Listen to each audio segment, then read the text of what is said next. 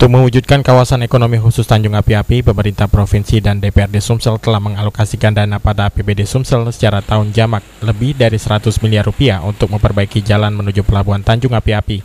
Hal ini disampaikan Wakil Ketua DPRD Sumsel M. Agantada, yang menjelaskan untuk mempercepat pembangunan kawasan ekonomi khusus Tanjung Api-Api, perbaikan jalan sepanjang 67 km dari Palembang menuju Pelabuhan TAA sudah harus segera dilakukan.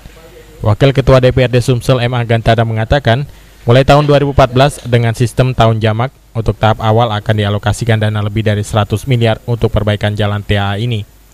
Hal ini perlu agar operasional dermaga penyeberangan penumpang dan pelabuhan barang di kawasan Tanjung Api-Api dapat segera terwujud.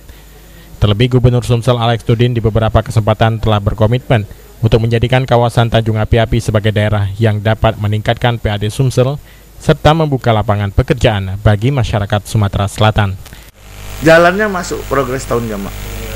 Lebih kalau jalan itu ada sekitar 100, tapi dalam progres tahun jamak.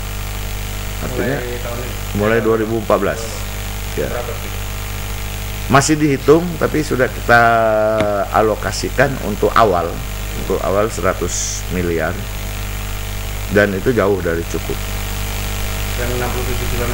Iya, 67 km itu. Juri Sumban Gaul, PAL TV.